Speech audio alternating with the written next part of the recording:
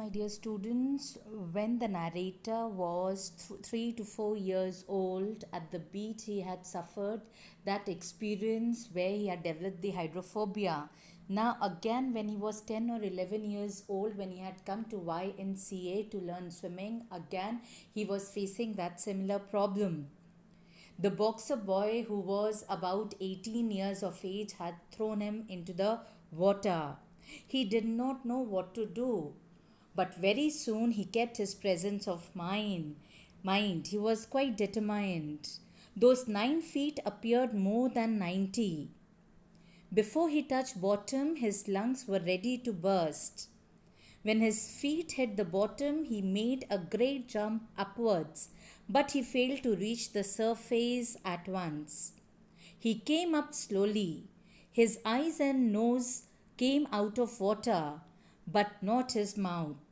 He moved around his legs on the surface of water.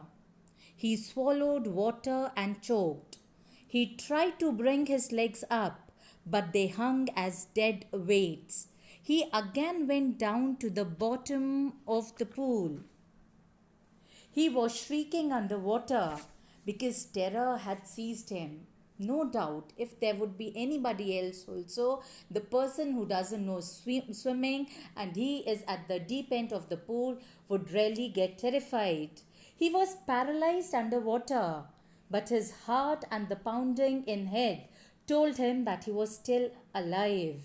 When he hit the bottom, he jumped with his full might. The jump made no difference.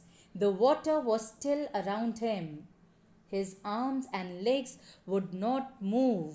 He trembled with fear.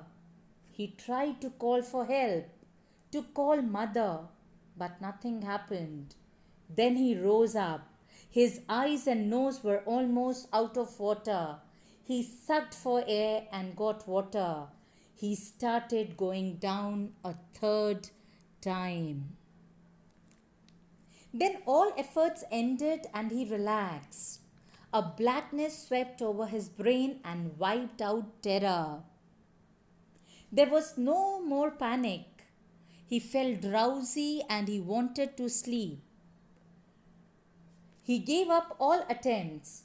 He forgot everything. When he came to his senses, he found himself lying on his stomach beside the pool, vomiting. The boy who had thrown him in said, "I was only fooling." Someone said that the kid had nearly died. Then they took him to the locker room. He was quite lucky at that moment. He tried and tried and tried, but in vain. And finally he left all scope. He did not even move. But somehow luck was there on his side, and he found himself again beside the boy who had thrown him. Now that particular boy had taken him out of the pool, and now he was going out. He walked home after several hours. He was weak and trembling. He shook and cried when he lay on his bed. He could not eat that night. Why? Because he was really terrified. Fear really had taken him. For days a haunting fear was in his heart. He never went back to the pool. I had already told you, my dear students, once bitten and twice shy. He feared water and avoided it whenever he could. A few years later, he came to know the waters of the Cascades. He wanted to get into them. Whenever he did so, the terror that had seized him in the pool returned. His legs would become paralyzed. An icy horror would grab his heart. This handicap remained with him even as time passed. Wherever he went, the haunting fear of water followed him. That means he still was not able to get over his hydrophobia.